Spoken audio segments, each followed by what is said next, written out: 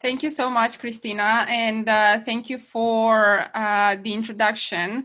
Those are really good points, and it brings a lot of insights around leadership and coaching. And this will bring us to the part where we look at the pillars that we identified in terms of well-being, how to create that well-being. And as part of coaching, a coach wants to empower their coachees to have that strength and that well-being, both in their personal level and also as a team and in their workplace.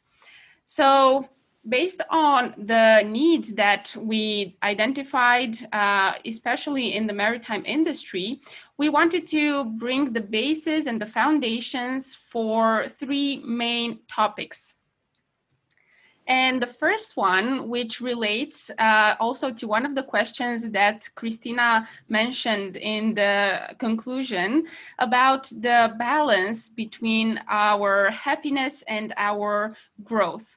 And that is emotional and mental health. We want to address this because it's one of the most powerful topics and one of the best aspects that we want to look at when it comes to our growth, our transformation, and how we show up in our work.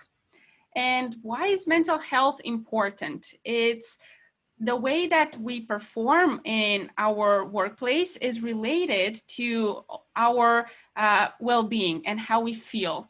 And making sure that we have a good relationship with ourselves will impact the way that we interact with the people around us, with our colleagues, with the other crew members, whether it's onshore or offshore.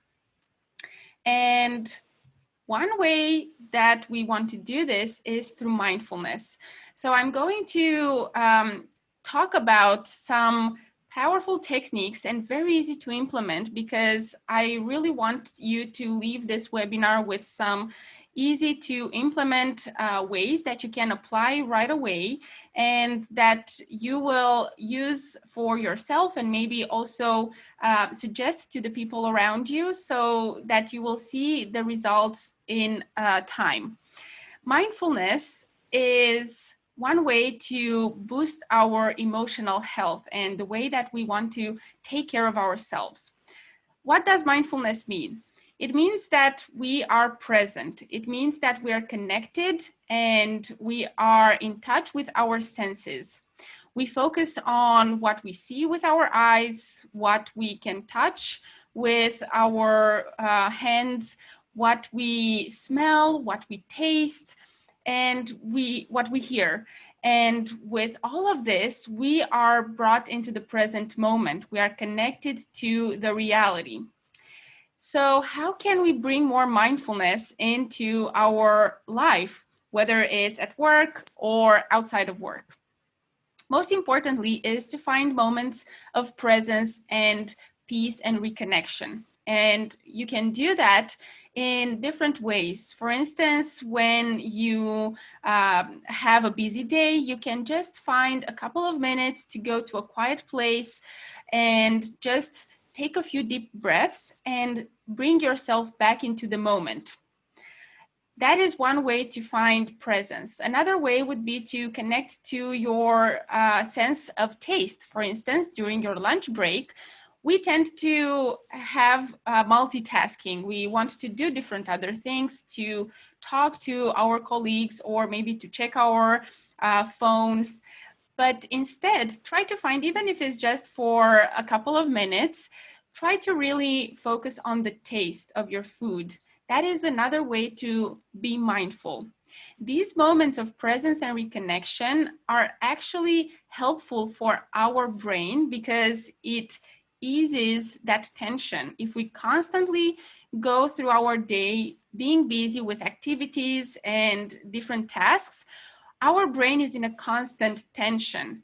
But with moments of presence and mindfulness, we relax that tension in our mind and we become more present. Another way is to implement healthy routines. What does that mean?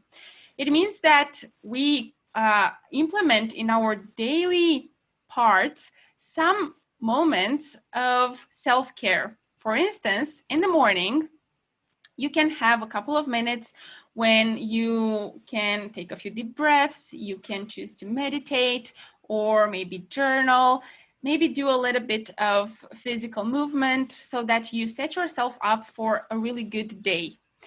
Or you can choose to have a routine in the evening before you go to sleep, whether before you go in bed or when you put your head on your pillow. Maybe find a way to practice gratitude, maybe find a way to meditate or to practice breathing. These healthy routines will support you in strengthening your mental health, because it is just as powerful to take care of our mental health as it is to take care of our physical health. And it also boosts our immune system. And we all know how important it is to have our immune system working at high levels. Another mindful practice is gratitude. You can think about what you're grateful for. Very many times we are so consumed of our current realities that we just look at what we're lacking of and the things that we don't have, what makes us unsatisfied and unhappy, and we focus on those things. Try to shift that thinking and look at what you're grateful for. Look at the things that are working for you. Look at, for instance, how you are feeling good, you're healthy, and you are grateful for your family. You are grateful for even small things like the cup of coffee that you have in the morning, or the sound of the waves if you're on the ship. Find ways to get grateful and thankful for what is around you. Very many times we get stressed, and stress is the biggest enemy that we all face in our day-to-day lives. And this is why we want to find ways to also decompress and to reduce that stress. And here we have a few techniques that are very easy to implement and that are also very important to bring more into our lives. Every time when you feel stressed and when you feel that you are more angry, or maybe you feel like you get easily triggered by something that happens around you. So one way would be to implement some breathing exercises. Like I was mentioning before, it connects you to the present moment. Or you can start writing down about stress and how that makes you feel. How does stress feel in your body? How does it feel in your mind? Maybe some body movement, because that also boosts our level of happiness and good mood when we either do a short workout, or even just dancing can help to, get your body moving and make your energy levels go up. You can try meditation. That is also another very great way to connect within and to reduce stress and to relax your mind. You can listen to music. That is a very good way, and even music therapy is a way that is practiced by very many people to decompress. Sleep also is very important. When we are sleep deprived, we don't work at the same capacities, and we feel that we are tired, we get easily angry, and sometimes maybe we react to situations around us with more negativity.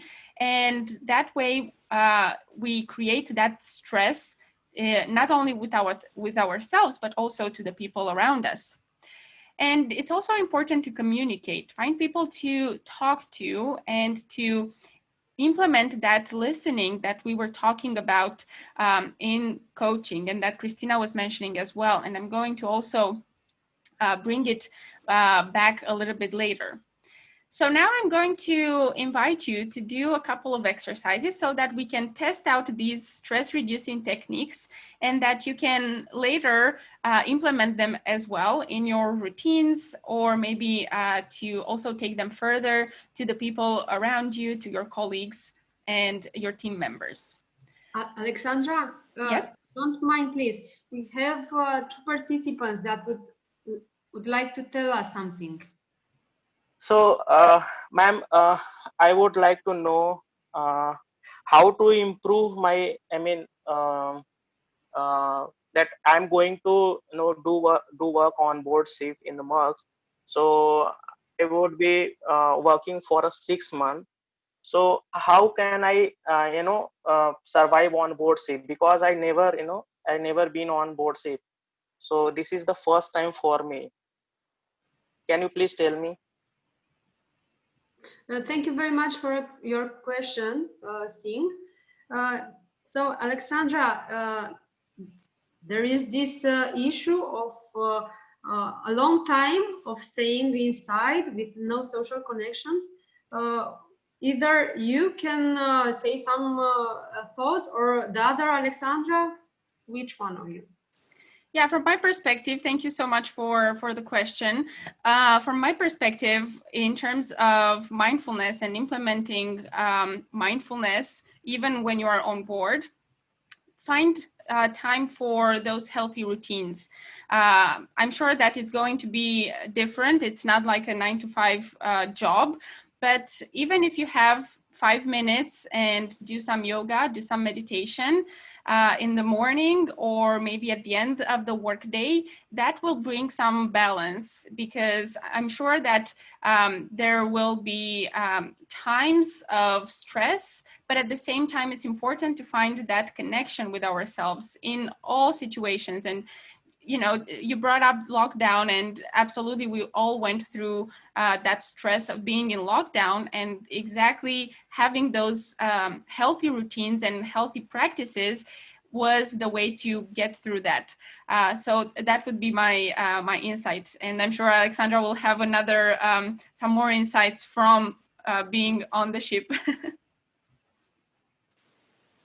Well, this is a very good question, actually, how to survive on board ship 6 months after you've been in lockdown and so on.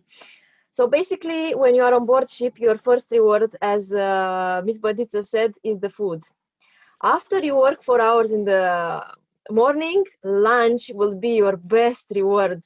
So take your time, enjoy it, live it like it's the moment of your life, because you will have to work again 4 hours in the best case. Maybe you will have to work 10, who knows? And the dinner will be your second reward. By the end of the day, what I practice is 5 minutes of meditation. I always do this. And before going to work, I prepare myself exactly as you see me. I put myself earrings, I put myself my wristwatch. So it's kind of a reward for starting the job. Of course, when I do some kind of jobs on deck and I cannot wear them, at least I look in the mirror and I'm telling to myself, today it's another day, we can do it. So practice this kind of healthy routines. Keep yourself positive. Encourage yourself by yourself. Of course, you can be encouraged by others also, by your leaders on board. But sometimes people, after sitting many months at sea, they lose their leadership skills, and it's totally understandable.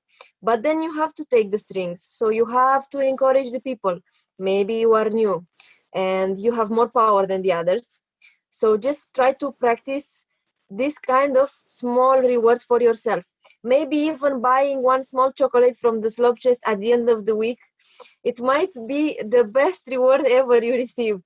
So try to find some small joys, some, I don't know, some treats, some small treats. That's it, and you will survive for sure. My biggest contract was 7 months, and I came home with a smile on my face. So if I made it as a girl on board among 27 men, anybody can make it, trust me. Okay, thank you very much, Alexandra. Do we have other questions, or should we proceed further? Okay, if not, let me just prepare. Okay, Alexandra, we are listening for your exercises.